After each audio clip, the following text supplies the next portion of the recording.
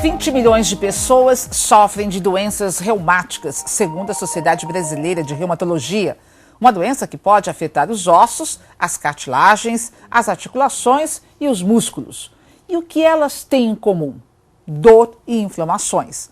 Artrose, artrite reumatoide, lúpus, fibromialgia, tendinites, bursite, gota, febre reumática e osteoporose são algumas das doenças reumáticas mais comuns. Mas será que essas doenças surgem somente na terceira idade? O que é mito e verdade? São mais de 120 doenças e há como evitá-las? De olho na saúde do brasileiro, o ponto de vista de hoje discute as doenças reumáticas. Nossos convidados são os médicos Eliezer Ruchansky, reumatologista do Hospital Oswaldo Cruz, e o nefrologista do Hospital Agamenon Magalhães, Mário Henriques. Boa tarde, senhores. Muito obrigada por terem aceito o nosso convite. E boa tarde para você também que está nos acompanhando. E eu pergunto, 20 milhões de brasileiros com alguma doença ligada à reumatologia, isso preocupa? Bastante, Eliana. É prazer estar com você aqui na TV Tribuna. E essa incidência elevada de doenças reumáticas no nosso país, como no mundo inteiro, isso deve ser enfocado para que esses pacientes tenham o diagnóstico, como foi conversado com o Dr. Mário, precocemente, ou seja, tem que se identificar essas doenças reumáticas, mais ou menos em número de 120, desde doenças degenerativas, como a osteoartrose, até doenças inflamatórias, como você mostrou, artrite reumatoide, que são doenças do tecido conjuntivo, ou seja, aquele tecido que reveste todo o nosso organismo, desde a pele, e são doenças inflamatórias.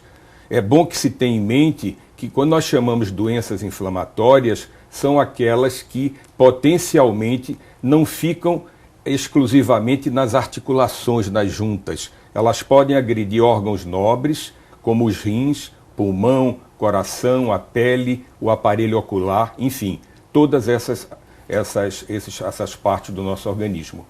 Doutor Mário, várias pessoas que têm acompanhado o ponto de vista escreveram na nossa página, tanto no Facebook quanto no Twitter, pedindo que falássemos e que questionássemos sobre lúpus, né? O lúpus está ligado a uma das doenças reumatológicas e é um problema para muita gente. O lúpus é uma doença reumatológica na sua base, uma doença inflamatória, como o doutor Eliezer falou.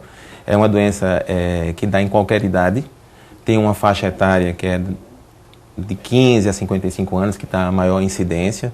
Em mulheres, ela é mais frequente, numa relação de 7:1, quer dizer, 7 mulheres para um homem. É uma doença que atinge vários órgãos. Por ser inflamatória, a inflamação ela não se restringe a um órgão, ela vai pegar vários órgãos. Dos órgãos maiores, o rim é um que é muito comprometido nessa doença. O grande segredo da doença, assim como todas as outras que a gente trata, é tentar dar o diagnóstico precocemente. Então, se você tem uma dor, uma artrite, que é uma inflamação em uma articulação, né? Ou um rache cutâneo vermelho, existe um rache bem conhecido, que é o que dá o diagnóstico de lúpus, que lúpus vem de lobo, né? Que é aquela um vermelhão no rosto que aparece, principalmente quando se expõe ao sol, o lúpus também tem uma sensibilidade, quem tem a tendência a ter lúpus tem uma sensibilidade maior ao sol, vai aparecer essa lesão. Então, essas lesões cutâneas, a articulação começando a doer, pode ser lúpus, principalmente em mulheres. Então, tem que procurar o reumatologista para poder dar o diagnóstico e tratar.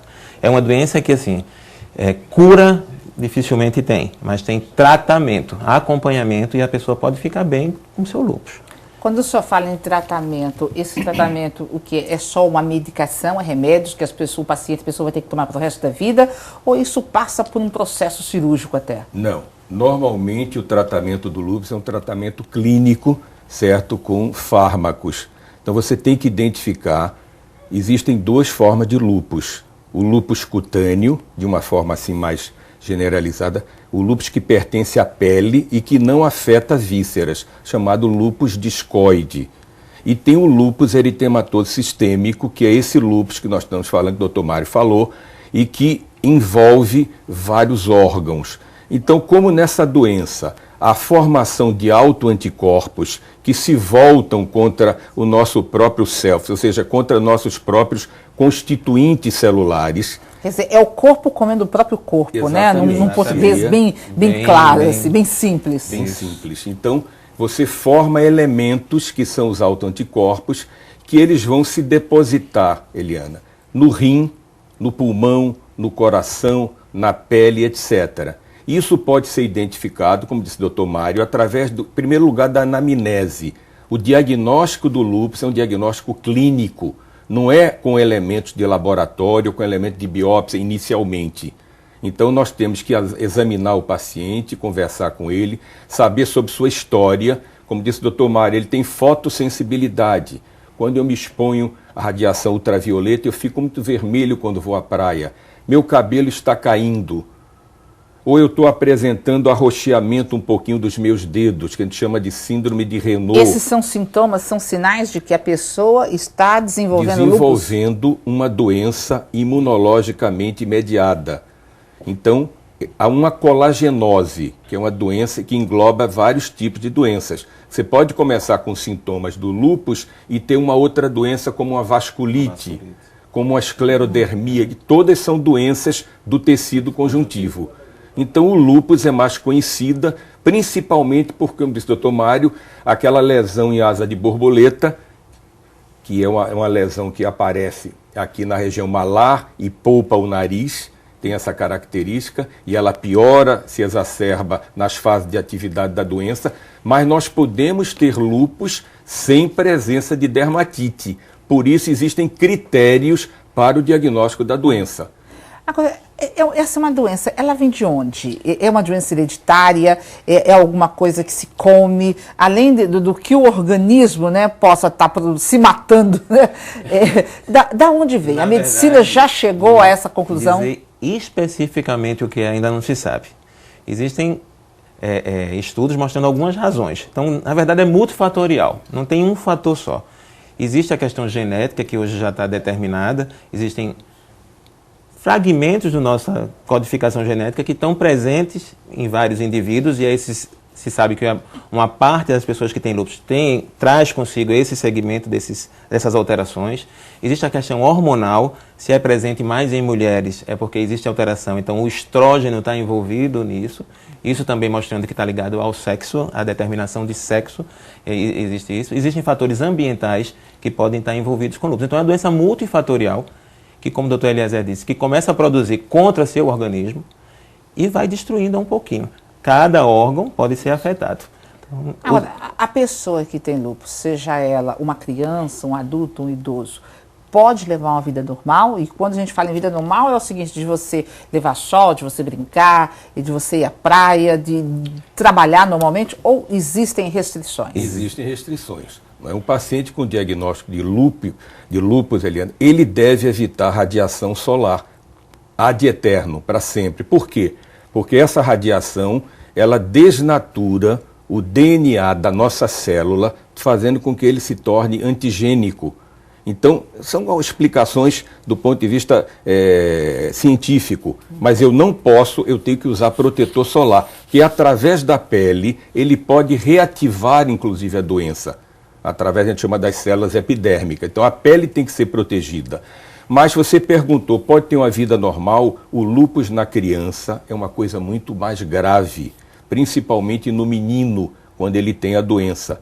Eu não sou reumatologista pediátrico, mas nós acompanhamos lá com a doutora Maria Helena, que é professora da faculdade, que se encarrega dessa parte, certo? Mas falando do adulto, da mulher jovem, como disse muito bem o Dr. Mário, o lúpus atinge mulheres na fase sexualmente ativa, ou seja, na fase estrogênica. Quando elas entram na menopausa, normalmente a doença tende a entrar em remissão ou diminuir, por exemplo, o número de fármacos que ela está tomando. Mas há um terreno, como ele disse, Dr. Mário, genético, é o chamado polimorfismo gênico. Então, os nossos genes, eles estão alterados por alguma situação que ainda não se compreende totalmente. Tá. O lúpus, ele é contagioso? Não é contagioso. Ele não é contagioso. Ele pode ser, por essa questão genética, talvez transmitido geneticamente para as futuras gerações. Né? Existem estudos mostrando que existe um percentual de passagem do gene e essa pessoa pode ter chance de desenvolver o lúpus, mas não 100%. Mas existe essa possibilidade. Mas transmissão não. Pode se abraçar, pode se beijar, pode se cumprimentar, que não há transmissão. E não tem restrição também quanto à alimentação? Não.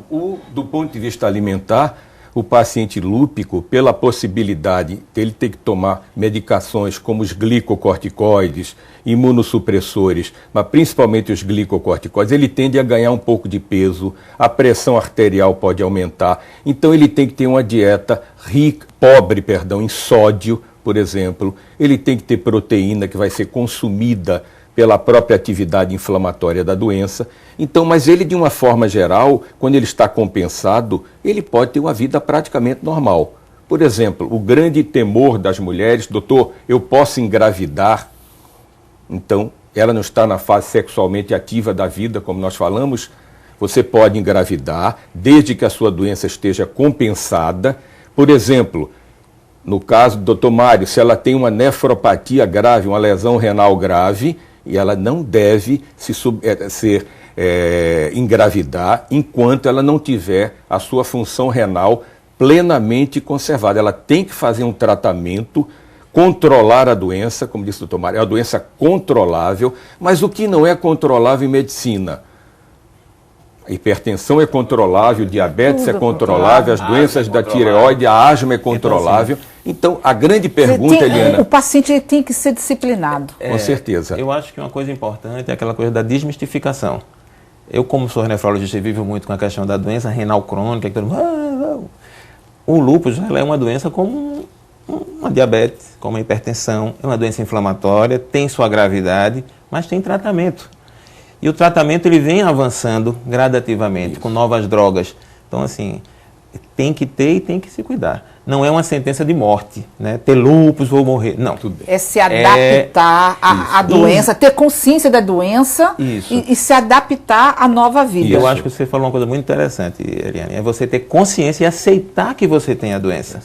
E quando você aceita, você vai procurar o tratamento. Quando você renega isso, você pode perder um tempo que é fundamental para o tratamento. E aí a vida fica bem mais difícil. Fica mais complicada.